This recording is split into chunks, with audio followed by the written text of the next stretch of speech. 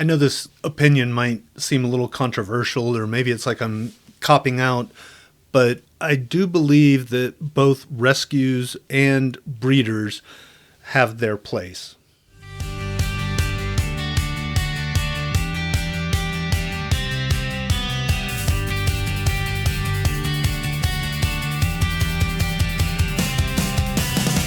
Welcome to this episode of Dog Leads. I'm Steve Bishop, certified dog trainer, and I wanted to talk a little bit about dog breeders versus rescues. So I want to be clear from the start. Every dog except one that I've gotten has been from a rescue, and the one that I didn't get from a rescue, he was actually a stray that I adopted. Part of my thinking is we have certain expectations of dogs that are a specific breed. So, for example, you would probably get a border collie if you needed to herd sheep, not an English bulldog.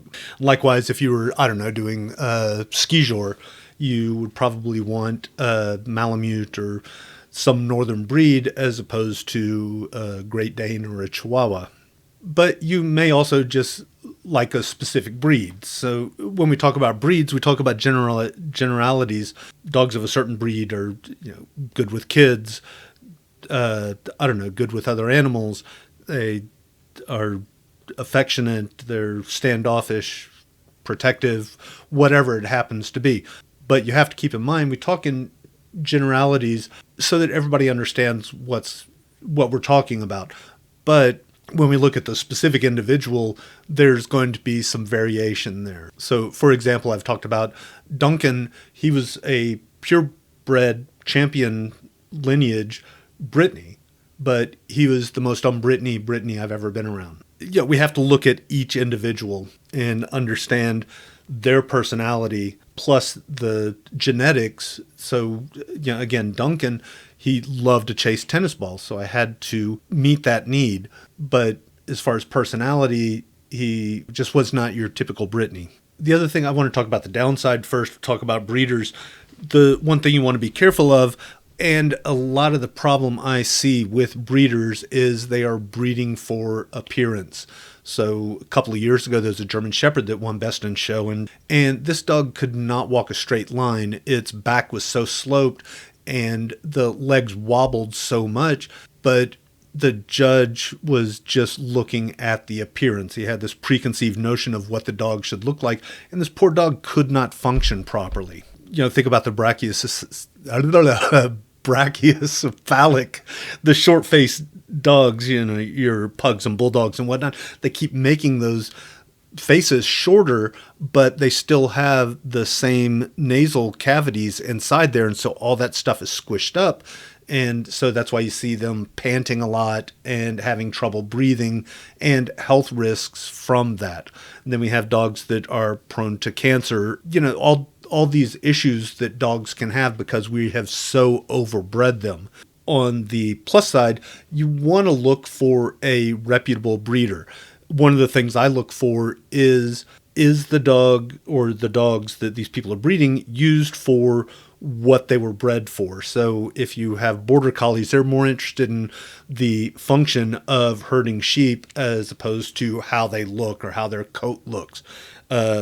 With Duncan, again, he was from a champion hunting line. I didn't hunt, but that's beside the point. But so the breeder was more interested in the function than the appearance. So you want to make sure that it is a reputable breeder. The other thing you look for is when you go to look at the dogs, is the dog in the home? Can you meet at least the dam, if not the sire also? A lot of times they'll get together with somebody from another location and you may not be able to meet the father, but you can certainly find out about them. Do they, have they been health screened? How is their temperament? Are they good with people? Are they good with families or whatever your situation that you're going to bring their puppies into?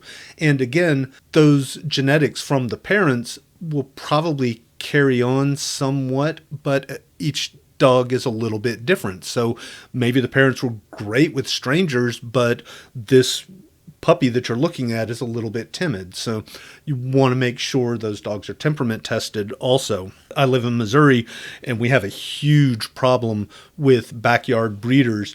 They, have no health screening. They pump those dogs out as fast as possible just to make as much money as possible, and they're not concerned about the welfare of those dogs as they age. So you want to be really careful of that. And like I was just saying, make sure you can meet the parents, make sure you can see where the puppies were whelped and that they've had a good start to life. The other thing you want to keep in mind is, a lot of times you'll see these signs out on there's one right down the road from us right now. I forget what, I think boxer puppies, that may say AKC registered. The only thing AKC registered means is they know the parents and the dog's lineage. They know who I want to say ancestors, but you know what I mean? The parents and the grandparents, I forget how many generations back they have to go. So it doesn't say anything about the temperament. It doesn't say anything about their health issues. It doesn't say anything about the dog specifically. They just know the lineage of these dogs.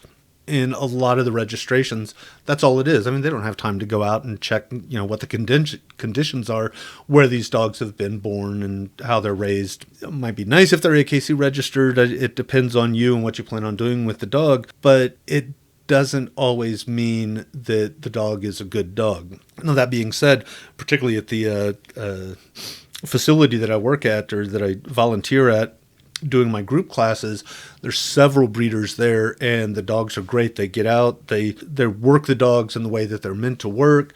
They're raised in the home. They typically only have one litter every year or two, if that. They're much more reputable than a lot of these breeders that are putting signs out on the side of the road, says, or I don't know, they have a van in a parking lot with a bunch of puppies in it. So my intention for this podcast is just to kind of cater to the average dog owner that's just looking for a family member, a companion, and they just want to understand them a little bit better. So if you do want a particular breed, like me, I keep going back to Brittany's, but I just like the size, I like the temperament, I like the activity level, it just fits into my lifestyle really well.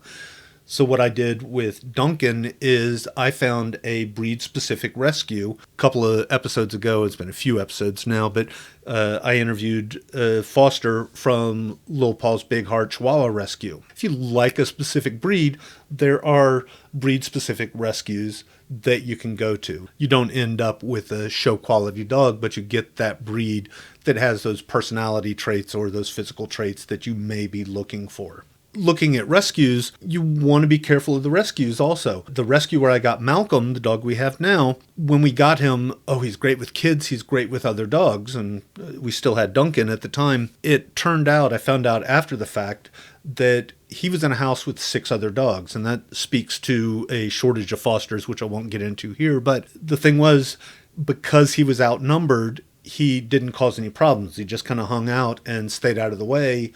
And, I'm not going to mess with you if you don't mess with me kind of a thing. But once we got him into this situation, I mentioned before, Duncan unfortunately passed shortly after we got Malcolm, and it had nothing to do with Malcolm. But if Duncan hadn't passed away, I don't know that we would have kept Malcolm, because he just did not get along with Duncan. It wasn't terrible, but it was bad enough, and particularly with Duncan being older, he didn't need that in his twilight years, so to speak. A friend of mine got a dog from the same rescue. It turned out the person that was fostering her had no experience, basically learned dog training and care from television shows. Yeah, that again is a whole other episode that I'm not going to get into right now, but she was a very poor trainer, caused a lot of aggression. Another example, a different rescue, I was looking at volunteering, and I went to the orientation and was checking things out and asking questions, because I do, at that point, I'd been training, 10 years, maybe not quite. But I had a lot of questions about how the dogs were handled and how we assess them or how we would assess them. And, just several questions like you ask if you're going to volunteer in a situation like this. And come to find out, the trainer that they had, every dog that came in got training, but every dog that came in got a prong collar. And I'm just totally against that. I put together a very articulate, very much cited letter to the board saying how this was more detrimental than it was helpful. And basically I got laughed at.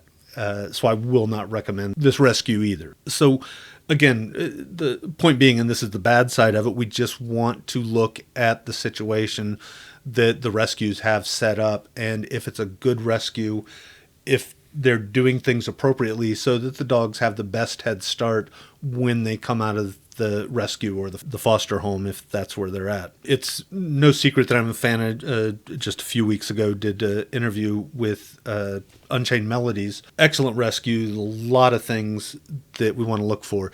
I would not, how do I want to say, I know a lot of people in the industry, but I would not be friends with Melody if I did not agree with the things that she does with her rescue. So we talked about it in the interview, but they do the temperament test. See, I wrote down a few things. They do the training. They train the fosters. Trainers that they have at the facility, I don't want to overstate this. I've talked to them a little bit, but most of them are Karen Pryor Academy graduates. They have that background and they understand the dogs and they understand how to handle them. So they have the best start possible when they leave the rescue or when they leave the fosters. So that's my thoughts on the topic. If you find this information useful, consider leaving a like and subscribing. And if you know somebody who might find this information useful, they're thinking about getting a dog, please don't hesitate to share this with them. Also, if you have any questions, any topics you'd like to hear me discuss, you can leave a comment or you can email me at bishopsgatetraining@gmail.com, and we'll see you next week.